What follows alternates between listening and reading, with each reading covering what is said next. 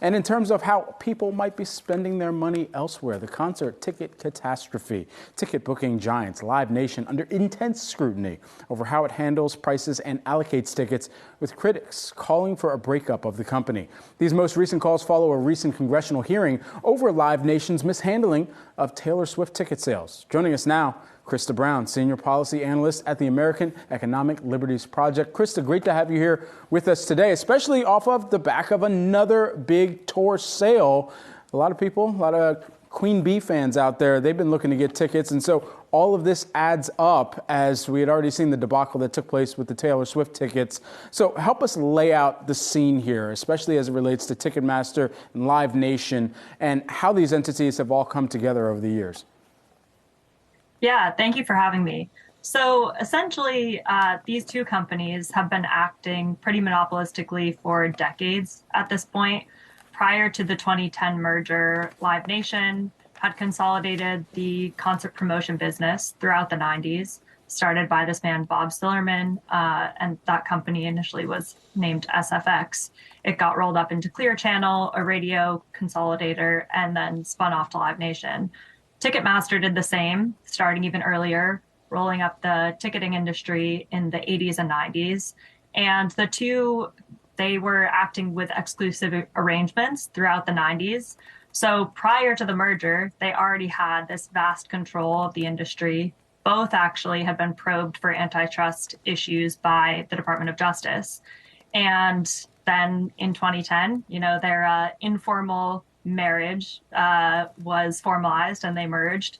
And that's kind of what we see today, where we have this vast consolidation and we get one ticketing platform, essentially the largest promoter that also has exclusive arrangements with the majority of large venues. And that's why people like Taylor Swift, despite not using them as a service for her promotion of the Eras Tour, had to go into their venues and use their services. Krista, I feel like people are letting the artists off the hook in this whole situation. They're making money from these arrangements. And yes, you had Pearl Jam protest this at one time, but they were really the only one. Radiohead to some degree also. I mean, aren't the artists complicit in this whole system as well? I would not say that they're at least close to the same level of complicity here. Back in 2009, Bruce Springsteen came out saying that the merger of Live Nation and Ticketmaster would essentially spell an end to fair competition in the industry. It would be the worst thing, I believe, is his exact words, for the industry. Yes, he said that, but he's still playing all of the Live Nation venues. And, while he might say words about the high ticket prices, he has a price that he wants to get paid, right? He has cost and he wants to get paid. And I feel like the artists are not looking too carefully into how Live Nation Ticketmaster is paying them that money. They're not breaking it down, right? They just say, here's the amount I want to collect. You guys get it the way you need to get it.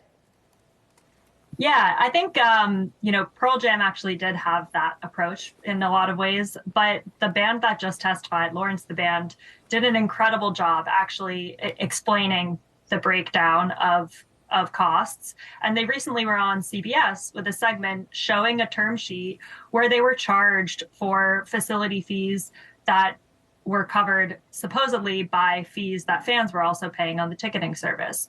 So although absolutely they're trying to make money, they deserve to make the bulk sum of what's made up through revenue sales on ticketing, they also have no other really room to negotiate with another large promoter like Live Nation. And again, this is because of the control they have over venues, the vast control over the ticketing market, both in primary and now a growing presence in secondary. So I think it's a little bit misconstrued to think that, the artists are also buying into this whole monopolistic scene. I think historically there has been a much healthier environment for them to pursue different ways of becoming an artist and a living wage artist. But Live Nation has really destroyed that at every turn. And they did so in the early 2000s by eliminating album sales with this kind of scheme called Instant Live, which you can read more about. I won't go into too many of the details, but they've kind of stripped the ways that artists make money besides live touring. And they have said that in various lawsuits that live tours make up 95% of the artist's revenue. I don't think any artist wants to have that be the bulk of their revenue, because obviously it's a tiring process, very hard to have a normal life when you're on tour all the time.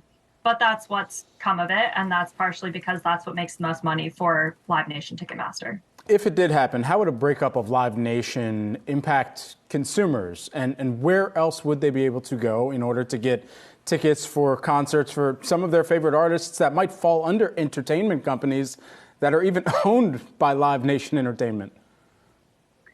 Yeah, so in my mind, a breakup would be the simple separation of Live Nation and Ticketmaster, the concert promotion business and the ticketing service, but also then probably forcing them to not enter into exclusive arrangements with venues for, say, like 10 years or something, just so that other competition can actually enter the market. Because without these guardrails, it's going to be hard to incentivize investment for smaller companies to actually build up a market presence and have fair competition. Again, like you can look at what happened in the 90s. They were not a merged company, but they did have exclusive arrangements that gave them kind of total control. And for fans, I think it might not mean that different of an experience in the ticketing sphere. Potentially Ticketmaster will still have the largest or best service, but there will be a way for other ticketing services to actually vie for being a ticketing aspect of a various venue or a various tour. And that will give artists like the frustrated Taylor Swift fans the choice to pick between Ticketmaster or an alternate platform. And we see this in Europe, where they actually they don't have exclusivity. So you can use various ticketing services for the same concert, the primary service for the same concert, and it has kept fees down. It's also led to a more competitive sphere, and that's what would likely happen with a breakup. No one wants frustrated Swifties, to be sure. Krista Brown, American Economic Liberties Project Senior Policy Analyst. Appreciate the perspective this morning. Thank you. Thank you.